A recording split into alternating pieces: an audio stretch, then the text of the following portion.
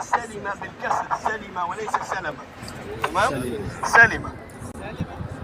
والقبيلة الأخرى بني حارثة، هم أهل هذا الحي اللي هو الآن يغرب بمسجد المستراح.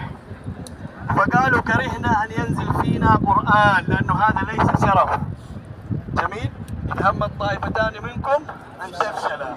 بعدين الله عز وجل قال والله وليهما، فمن يكون الله وليه ولا ينصر وعلى الله يؤمنون. هذا تعليم يريد الله عز وجل يعلم المسلمين. هنا الرسول صلى الله عليه وسلم والصحابة قال، وأعطى الرسول عليه الصلاة والسلام عدة تعليمات مختصرها ألا أنضحوا عنا الخيل. الله يجزاه خير، خليها لكم الله يرحمه. تمام؟ أنضحوا عنا الخيل، يعني خيل خالد إذا جاءت أرموها بالسهام هي طبيعي تتراجع. جميل؟ هنا إيش اللي حصل؟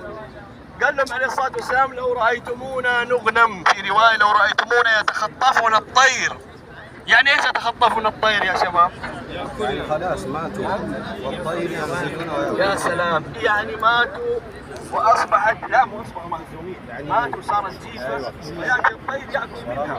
فلو سرنا بهذا الشكل لا تنزلوا من الجبل. بدأت المبارزه. النبي عليه الصلاه والسلام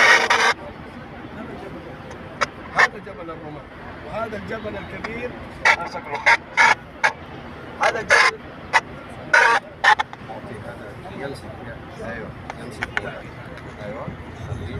هذا جبل أحد. جميل؟